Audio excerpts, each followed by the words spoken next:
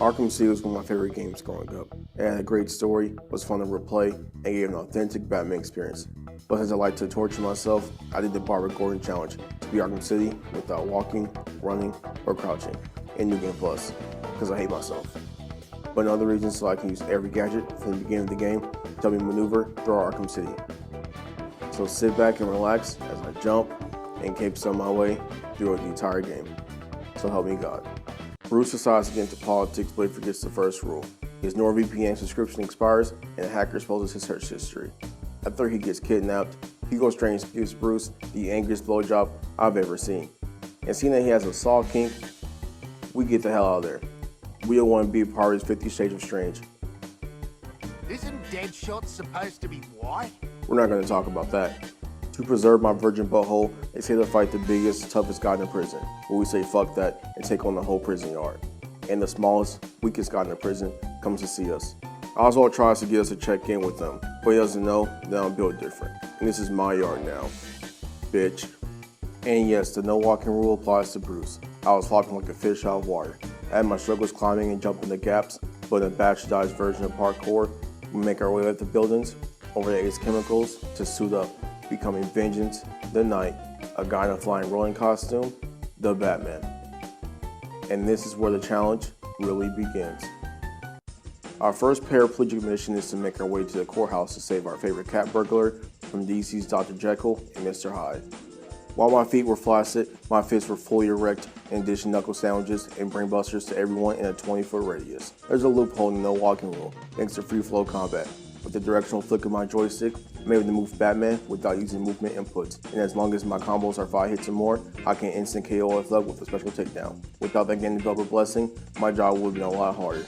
After we give the last thug a dire dirt nap, we make our way up the staircase, one stun at a time. It obviously took longer than usual, and it helped that I went the wrong way, but we eventually make it to the top where we get to see Two-Face in the flesh. And our cat lay in waiting, more like hanging. I cape stun my way, I line launch my way up the courtroom balcony where Arkham City first happens to me. Two opportunities. What's he doing here? Our friend Bat. After we serve the Two-Face thug swift justice with the side of broken bones, Catwoman is free, and Mr. Binary's 5 minutes of screen time are up. We save Catwoman from becoming Jackson Pollock by the Joker, play True Detective Simulator, and make our way to the church, where Harley throws herself on me, but my heart belongs to Catwoman. The first takedown and second takedown of the Predator/hostage room tutorial were easy to get through. To save the last hostage, clear the room, and finish the tutorial, I had to make my way down the floor grate to get the final takedown. The last takedown took me a couple tries to get. We get into the sniper's nest, we get out of the sniper's nest, head over to the steel mill, where we get one of the best cinematics of the game. This is how I feel when someone talks to me with hot ass breath. Near the loading bay, we find one of the sections where crouching is mandatory. It's unavoidable. It's a crossface tutorial, which means it has to be done to progress the game, unless I want to count this as a soft walk. Moving forward, if it's a walking prompt that I have to do, it doesn't count. After being forced to walk against my will, I decided to take my anger out on using incarcerated juggalos.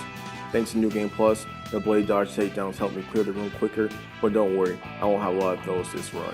Once the last funny bone is tickled and fractured, this level is finished. Harley tells us we're not allowed in her clubhouse and tells us to fuck off. I make a 1000 IQ decision to become a meat shield for the Joker thugs. I then reach Nirvana on attempt number 2. I forget to use the second disruptor on one of the thugs for a reason that I can't explain. Maybe my thought process was, since their feet were frozen, that they would have probably forgotten how to use their perfectly working hands and room temperature fingers. But boy, I was wrong. 4th time's the charm, I always say, right? And I get it done, using everything right that I should have done in the first attempt. See guys, I'm not terrible at video games. I'm just video game challenge. There's a difference, you know.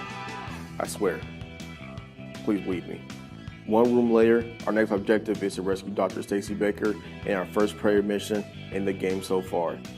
I definitely committed a murder right there. I'm no doctor, but a man's body doesn't go that limp unless a different head was having a tingling sensation. With that image burned in our brains, we set her free. In the back of my mind, I know she's gonna hit me with the metal pipe later on, but it's okay. Batman Arkham City is a game that sends you in a bunch of circles. Hear me out. First you start at a specific location, leave that specific location, save a hostage or two along the way, and eventually end up back where you started. Doesn't that sound familiar? I think it does.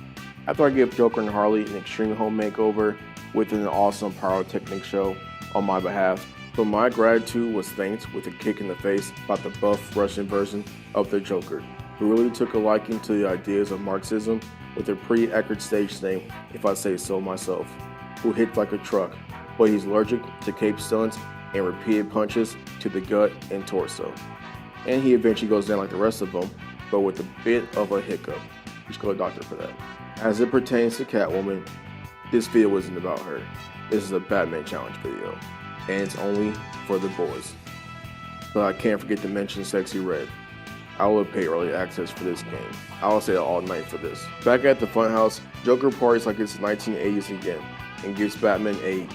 This couldn't happen in the game out today. I make my way over to the GCPD to get the cure for Joker AIDS. Batman shows me his BBC, and then we hack into the Penguin SiriusXM account. Once we're inside, I become the definition of insanity as I attempt the guns blazing approach again and get turned into a noodle stringer. Again, when will I ever learn? I then go the way the game intended for me to go, and once I get in my position, I invert takedown my way through the room, find the snitch, and head over to the museum to find Mr. Freeze. And once we get there, we go through the most annoying mission in the game up to this point. We hack into the museum just to walk in and walk right back out to search for the first disruptor, then the second disruptor, go down into the subway, further into the subway, and even further into the subway.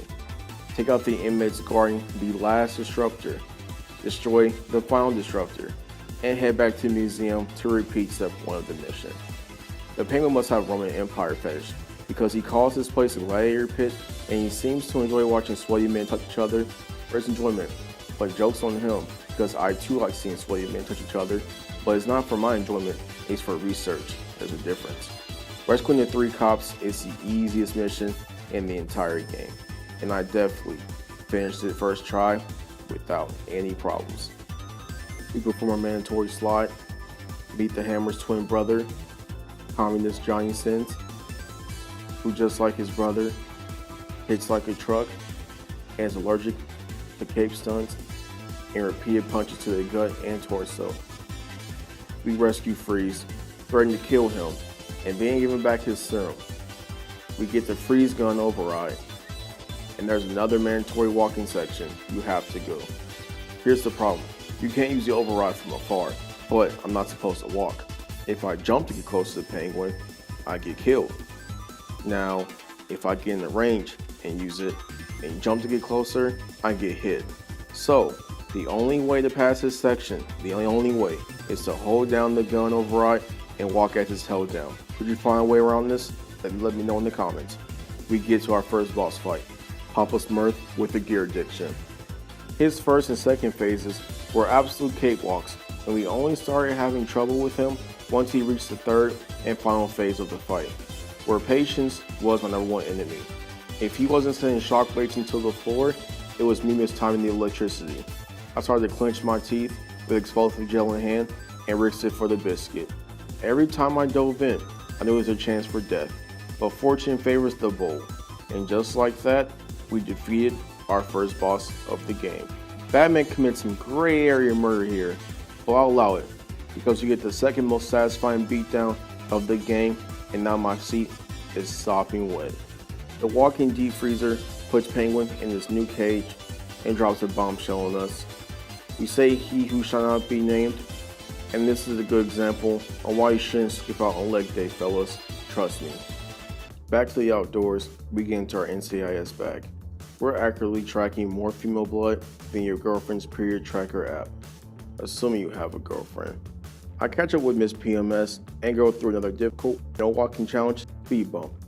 I get juked out of my shoes here, and if the AI didn't have her stay by the air duct, I would have been more screwed. And when it comes to jumping building gaps, if the camera angle is off by a little bit, I eventually will fail the mission. Next, I try the on-foot approach, and that was a mistake. I struggled to climb these air ducts, then some more air ducts, and when triggering the building gap animation, I'm still not the best at it. The last attempt was a chef's kiss. Everything that could have gone right, went right. I used my last 2 brain cells and decided to glide the whole way to the air duct. But this is a no walking challenge, goddammit, and that's what you came here to see. Look at my foot game. I made every jump. My camera angle was aligned. Every jump was calculated, cerebral. I put an actual tracker on the ninja, got jumped by ninjas, and I got saved by Robin. Then I tell him to fuck off because he embarrassed me in front of girls. Gave several Joker thugs preemptive brain damage. Found and scanned the 7 mechanical gardens, collecting dust in Wonder City. Have a family reunion, drink some G Fuel, play the worst mission in the game. I would rather shove a cactus up my ass than complete this mission. If I want a dive bomb mission, I will complete the augmented reality trainings. And don't get me started on this fucking boss fight. This astral projecting fuck has no business summoning swords and fucking throwing shurikens at me. Everything about this boss fight is stupid. This is my favorite part of the fight because now it's fucking over. Next up is Frosty the Snowman. This was the fight that decided if I could defeat this challenge. My stress levels were higher than your chances of getting out of the friend zone with the girl who thinks of you as her brother. It took years off my existence. I was trapped in a room, dressed up as a bat, up against a walking refrigerator with a fucking frozen assault rifle. I had to be perfect during this boss fight, because in New Game Plus, the number of takedowns were double. I pulled 2 drop attacks out of my ass, and several runs were ruined by me failing the explosive gel takedown. Each takedown performed, the pressure increased. If one takedown was missed, I would have to start from the beginning. And after I get this silent takedown, I was only 4 more away from escaping this Arctic prison. I lured him to the floor grate. I gave him a jump scare and took him down through the window. I even used the disruptor. This boss fight took me over 3 hours and 8 tries to complete. It was the hardest part of this challenge run. My LOL age started to flare up again and I need that cure more than ever. But first, I gotta save Vicky Vale from a Call of Duty 10 kill streak. The snipers to the west were the easiest to handle. Batman does the shortest ledge takedown I've ever seen. Also number 2 thought he had on x-ray glasses and couldn't tilt his head up 30 degrees so that I was on top of him. I did my best ATF impression on the snipers to the east, pulled off the coveted magnetic grapple, and left no witnesses of the event so that Batman can keep his superpower a secret. Is she still considered on the clock after all that? Author Stacey Baker doesn't give us a concussion, but is suffering from schizophrenia. We play a game of peekaboo with a sniper.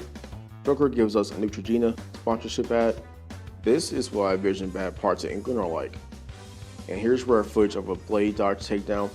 This is really a prison. Everywhere I turn around, there's a guy ready to shank you in the kidneys. After you make the right choice and save Batman's life, we head to see Stranger Things. But before we get there, we have to get past the hardest combat level in the entire game, and it didn't disappoint. When you combine unlucky RNG, dumbass mistakes, and a difficult challenge to complete, you get a lot of misfortune. I don't remember how many times I died, so I'm just going to assume it was a lot. But what I do remember was a lot of countering and more cheesiness than a charcuterie board. But with a lot of patience and a couple hours to kill, I get it done. Next was the hardest Predator level to complete. Here's why. Jam this sniper rifle, then this sniper rifle. Okay, that was the easy part. Next we gotta memorize each Tiger Guard's overlapping patrol. Have the snipers covering each other with the patrolling guard on top. Or these two enjoying a lovely stroll covered by the sniper. My only opening will come if that guard passes the staircase and continues towards the gargoyle. And after 11 minutes of plotting and waiting, my prayers were answered. And we finally got our first takedown of the mission. The reason why this was the hardest was because the guards were doing everything right. And I had to find that one kink in their armor to expose them and get that one opening that I needed. Thankfully, this gargoyle was the only one in a blind spot. So anytime I had a takedown opportunity, I capitalized on it. Our next opening was this isolated sniper, then the second sniper, and 24 minutes later, we are finished with this level.